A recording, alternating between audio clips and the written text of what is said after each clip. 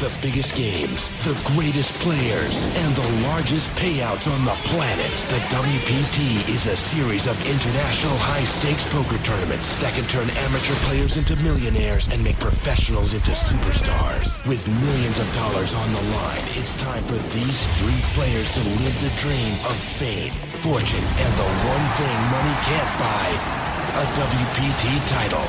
Tonight on the World Poker Tour. Hi, everyone. Welcome back to the majestic Beau Rivage Resort and Casino. We are on Mississippi's Gulf Coast for the exciting conclusion of the Southern Poker Championship. I'm Mike Sexton along with Vince Van Patten, and this is the WPT. And Mike, I tell you, it's been impressive. Non-stop action from the opening bell here at the Beau Rivage. And that action included the quick meltdown of local favorite Tyler Smith, alongside the elimination of two short-stack players. But the big story sits with WPT champ Hoyt Corkins. This is the sixth WPT final table, and he is looking to join that elite group of players who have earned multiple WPT titles. Yes, but sitting in his way are two impressive opponents, the oil man from Oklahoma, Jonathan Cantor, and the young internet player from upstate New York, Jerry Van Strydunk. These players really want the cash and the title. We're very close to crowning the next WPT champion. All right, who's it going to be? Only one way to find out. Let's go watch him gamble. And Hoyt has the chips. He's a chip leader, $2.9 million. Jonathan Cantor with 2.1. Jerry Van Strydunk with 1.2. The antes are 4,000. Blinds 15 and 30. Let's go to the felt. Action on the cowboy. Hoyt Corkins. He picks up a pretty impressive ace-9. Well, Hoyt certainly far and away the most experienced of these players left in this tournament. Here he's got an ace-9. Oh, that hand is favored over the random two-card blind hand, so he's going to raise it here. Makes it 68,000 to go. Into Mr. Oil from Tulsa, Jonathan Cantor. He's got a 9-8, and he folds. Now it's around to the 24-year-old. And let me add, this guy studied biological engineering at Cornell University. Pretty impressive stuff. He's going to make the call here with a Queen-7 offsuit, so he is gambling here with the chip leader. Just a little. Let's see what happens. Now flop comes ace-king-7. So the youngsters flop bottom pair. Hoyt has flopped top pair, and yet it's gone check, check. Hoyt did not bet his two aces there, and it may come back to bite him as the youngsters made two pair on the turn. Oh, Queens and sevens, and now has the lead. Jerry checks again.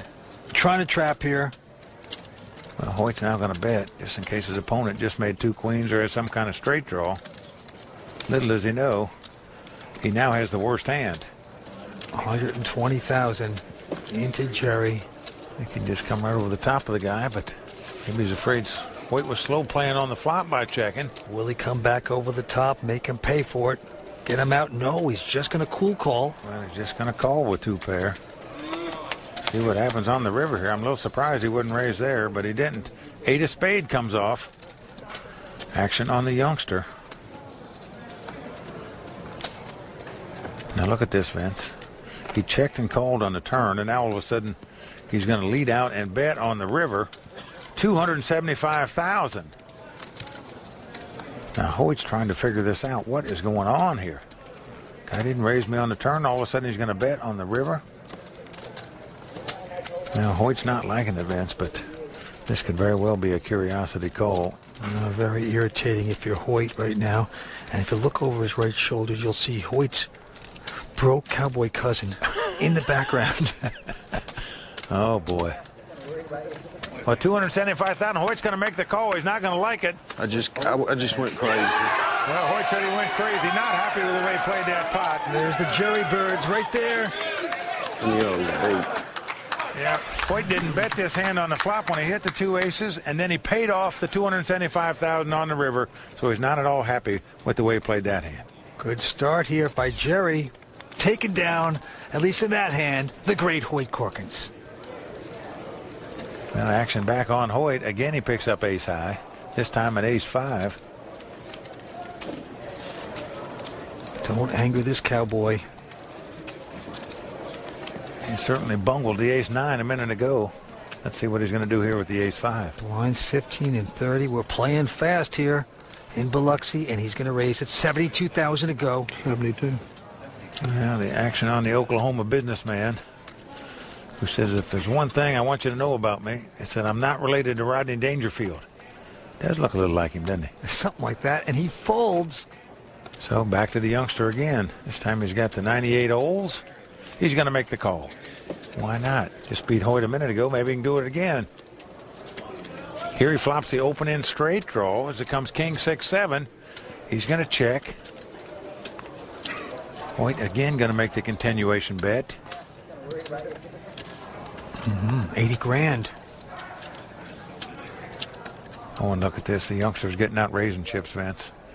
Going to come right over the top with the open-end straight draw. Say it ain't so, Mike, but it is. Well, I like this bet by the youngster here.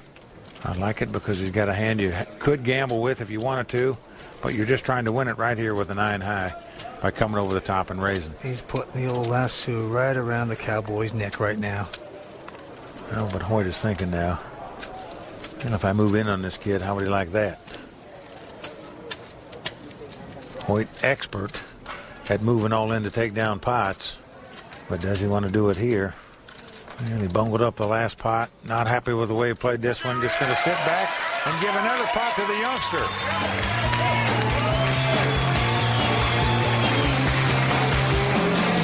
These WPT tables are hard to make. There's a lot of